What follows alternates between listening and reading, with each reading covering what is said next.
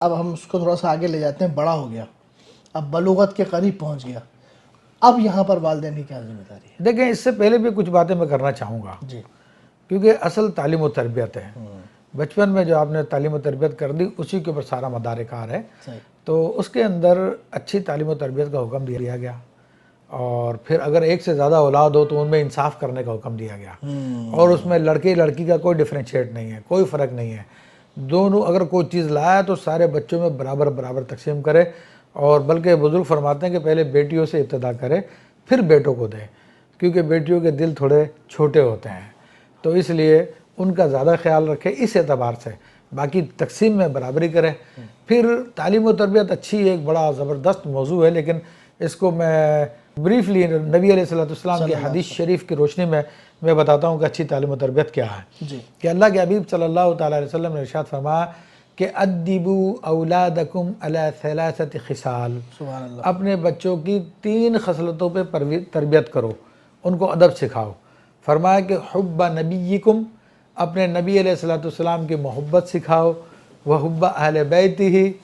وہ اور ان کے اہل بیت کی محبت سکھاؤ، وہ تلاوت القرآن، سبحان اللہ، اور ان کو تلاوت قرآن کا عادی بناؤ۔ یہ 3 باتیں اللہ کے حبیب صلی اللہ تعالیٰ علیہ وسلم نے بیان کر دیے۔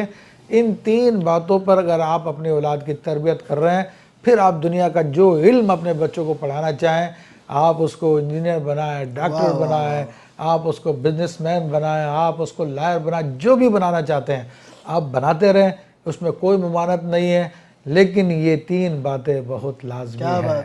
کہ نبی علیہ السلام کی محبت،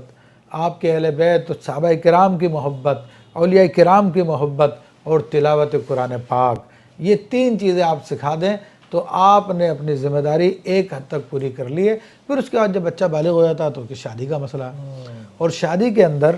چونکہ اگر آپ نے بچے کی اچھی تربیت کی ہے، اس کا دینی ذہن بنایا ہوا ہے، تو انشاءاللہ اگر وہ خود بھی کوئی چیز منتخب کرے گا تو کوئی خراب چیز منتخب نہیں کرے گا۔ اگر آپ نے اس کے بچپن میں تربیت نہیں کی، اب آپ چاہتے ہیں کہ جناب یہ بالکل ایک